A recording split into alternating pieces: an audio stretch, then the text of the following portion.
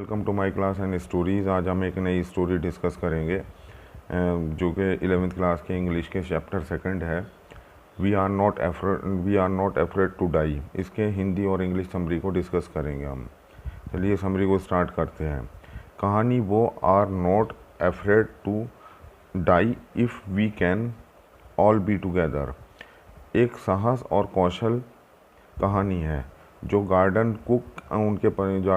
Cook जो इसके character हैं उनके परिवार कुर्कुमैन द्वारा पानी में लहरों के साथ युद्ध में जीवित रहने को वर्णन करता है। जुलाई 1976 में कथावाचक उसकी पत्नी मैरी, बेटे जोनाथन और बेटी सुजैन ने प्लाउमथ इंग्लैंड के विश्व के चक्कर लगाने के लिए एक नाव की यात्रा शुरू की। उन्होंने दुनिया के सबसे कठोर समुद्र से एक दक्षिणी हिंद महासागर से निपटने के लिए दो अनिभावी मतलब जो एक्सपीरियंस होते हैं नाविक को लेजर विलीज के एक और एक अमेरिका के हर्ब सीगर के एक सिक्स के साथ अपने पेशेवर रूप से निर्मित जहाज़ को वेकावर में यात्रा शुरू की। यात्रा का पहला भाग यानी कि केपटाउन तक लगभग 1,05,000 किलोमीटर का रास्ता बहुत ही सुखद तरीके से गुजरा। केपटाउन के बाहर दूसरे दिन उसने मजबूत हवाओं का सामना करना शुरू किया। उन्होंने कथावाचक चिंता की कि लेकिन लहरों का आकार खतरनाक था, 15 मीटर तक था। मुख्य मस्तूल यानी कि जो उनका कपड़ा होता है जितना ऊंचा होता है था। 25 दिसंबर को लेखक का जहाज़ दक्षिणी हिंद महासागर में केप टाउन से लगभग 35 किलोमीटर दूर था। परिवार के जहाज़ पर अपना नया साल मनाया। फिर भी परिवार ने अपने जहाज़ पर नया साल मनाया। 2 जनवरी की सुबह लहरें विशाल थीं। मौसम बारिश और प्रचंड लहरों ने नाविकों को अपनी गति धीमी करने और तूफान जीप को तोड़ने का अन्य सावधानी बरतने के लिए मजबूर किया। यह खतरा इतना स्पष्ट था कि नाविकों को जीवन ड्रिल, संलग्न यानी कि जो लाइफ बेल्ट होती है, संलग्न जीवन रेखा और लाइफ जैकेट आदि का तैयार करना पड़ा। शाम 6 बजे अचानक एक ज़बरदस्त विस्फोट हुआ। वह वेक आवर को हिला दिया और लेखक को पानी में फेंक दिया और एक लहर आई जिसे लेखक के पास नाव में वापस फेंक दिया। मीन्स कि जिस रस्सी से वो बंधा हुआ था लेखक को पानी ने बाहर खींचा और वापस जो है वो लेखक जो है नाव में आ गया और इसके मुंह पर और पसलियों पर ज़बरदस्त चोट आई।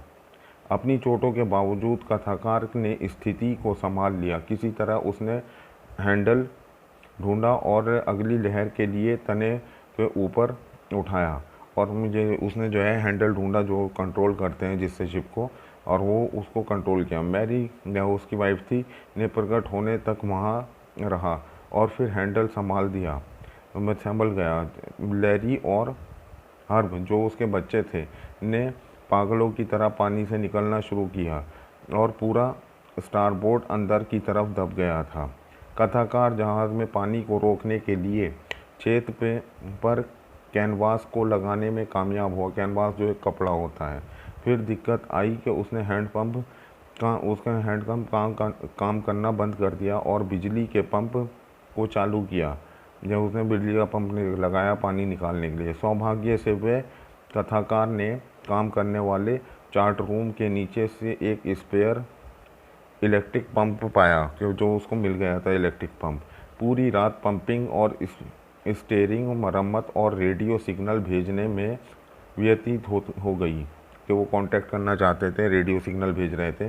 कथाकार ने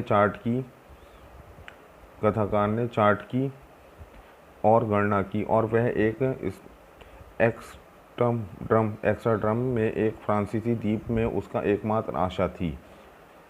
सू और जॉन घायल हो गए थे, लेकिन उन्होंने कहा कि अगर वे भी एक साथ हो सकते हैं तो वो मरने से नहीं डरते।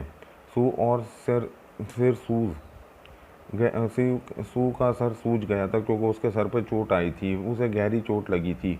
अपने बच्चों को ये हिम्मत को देखकर कथावाचक अधिक रूढ़ हो गया। अंत में वे एक्सट्रडम के एक ज्वालामुखी द्वीप पर पहुंच गए, जहां उनका 28 निवासियों ने स्वागत किया। इस प्रकार नाविकों की सामूहिक शक्ति, मतलब कि जो उस पर शिप पे सवार थे, सबकी सामूहिक शक्ति कभी असफल नहीं होने के लिए उसने मौत के जबड़े से बाहर आना संभव हो गया। हालांकि जोनाथन और सुजैन ने वेक-ओवर को बचाने के लिए कुछ भी नहीं किया, लेकिन वह उनके साहस और दृढ़ता विश्वास और आशावाद ने कथाकार को उनकी टीम के अतिरिक्त ताकत और दृढ़ता, मजबूत इरादे वाले बच्चों की बहादुरी की कहानी उल्लेख की है। चलिए इसको फिर दोबारा से स्टार्ट करते हैं। कथावाचक एक 37 वर्षीय व्यवसायी है। उसकी पत्नी मैरी ने प्रसिद्ध कैप्टन जेम्स कुक की तरह दुनिया भर में यात्रा करने का सपना देखा। यात्रा के लिए एक पिछले 16 वर्ष से अपने समुद्री कौशल या एक्सपीरियंस से उभर रहे थे। उन्हें पेशेवर रूप से निर्मित 23 मीटर और 30 टन का लकड़ी से चलने वाली नाव वेक-ओवर मिली। नाव के परीक्षण महीनों तक किया गया था। मीन्स को उनको जो है अपनी जर्नी स्टार्ट करी थी। यात्रा की शुरुआत जुलाई 1976 में कथावाचक अपनी पत्नी और बच्चों, बेटे जोनाथन और बेटी सुजैन के साथ मिलकर प्लायमाउथ, इंग्लैंड से रवाना हुए। 3 साल की यात्रा की शुरुआती दौर अफ्रीका के पश्चिमी तट से केप टाउन तक की प्रारंभिक अवधि काफ़ी सुखद रही है, जो शुरुआत का उनका सफ़र था साबित हुई है। पूर्व की ओर मुख करने से वे पहले 2 क्रूमैन और लैरी विजेल और हर्ब सिगलर की नियुक्ति करते हैं। उन्हें दुनिया के सबसे खतरनाक समुद्रों में से एक दक्षिण हिंद महासागर से निपटने में मदद करते हैं। दूसरे दिन वे मजबूत हवाओं का खतरनाक लहरों का सामना करते हैं। 25 दिसंबर तक वे केप टाउन से 35,000 किलोमीटर पूर्व में थे, 3500 किलोमीटर दूर थे, पहुंचने के प्रबंध करते हैं। खराब मौसम के बावजूद परिवार नाव पर क्रिसमस मनाता है। हालांकि गुजरते समय के साथ मौसम खराब होता जाता है। एक तबाही विशाल लहर का हमला। 2 जनवरी की सुबह को परिवार मजबूत शक्तिशाली लहरों को तेज़ हवाओं का सामना करता है। वह तूफान जीप को गिराकर, जो उसका कपड़ा होता है, नाव को धीमा करने का प्रयास करते हैं। वे जीवन के रक्षक ड्रिल करते हैं, जो रस्सी बांधते हैं, लाइफ जैकेट होती है, और ऑक्सीजन दान करने में सबसे अधिक स्थिति के लिए खुद को तैयार करते हैं। बाद में शाम को एक पूरी तरह से ऊर्ध्वाधर विशाल जबरदस्त लहर नाव के डेक से टकराती है और नाविकों को बाहर फेंक देती है। वे अपनी मौत के करीब पहुंचकर स्वीकार करते हैं कि होश खोने लगता है। जब एक और विशाल लहर आती है तो उसे ठीक पीछे मोड़ देती है और वो नाव पलट ही जाती है और कथावाचक गार्ड को पकड़कर नाव में वापस चला आता है। वह अपनी पसलियों और मुंह में चोट से पीड़ित था। जीवन के लिए लड़ाई। यह महसूस करते हुए जहाज़ के निचले हिस्से में पानी था, मैरी को हैंडल संभालने का निर्देश दिया जाता है, जबकि लैरी और हर पानी को निकालते हैं। वे अपनी केबिन में बच्चों की जांच करते हैं, जहां सू उसके सर पर एक चोट के बारे में उसे सूचित करती है कि जिस पर वह ज़्यादा ध्यान नहीं देता है।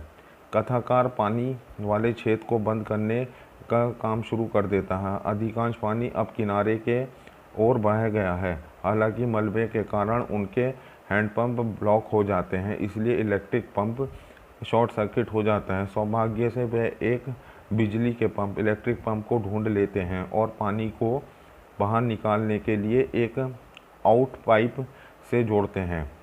वे रात भर पंपिंग और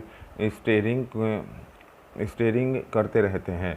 यहाँ तक कि उन्हें मेट कॉल का भी जवाब नहीं दिया गया, क्योंकि वह दुनिया के एक दूर दराज के कोने में है कि जो रेडियो सिग्नल होते हैं।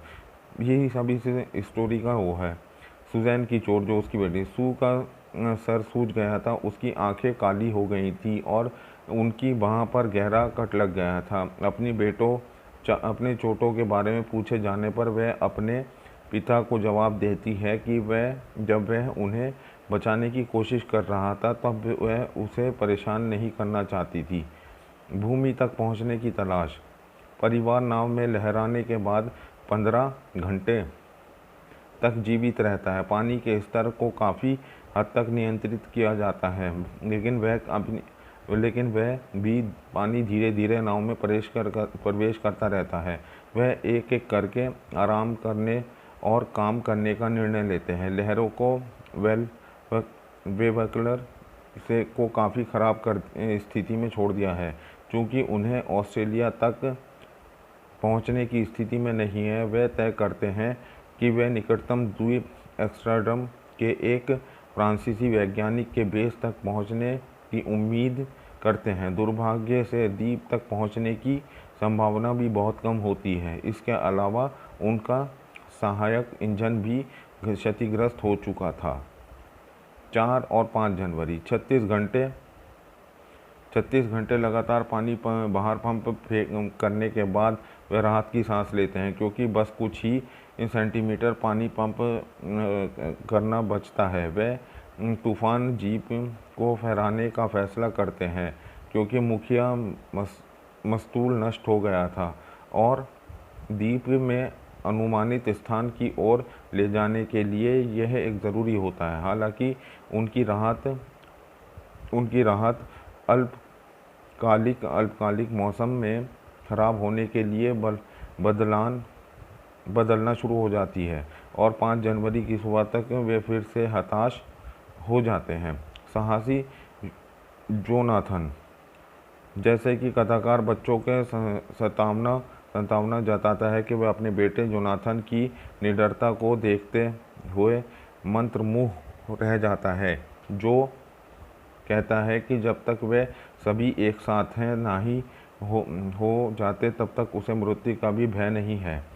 यह कथाकार के समुद्रकों से लड़ने के लिए एक दृढ़ संकल्प और साहस से भर देता है। जारी संघर्ष।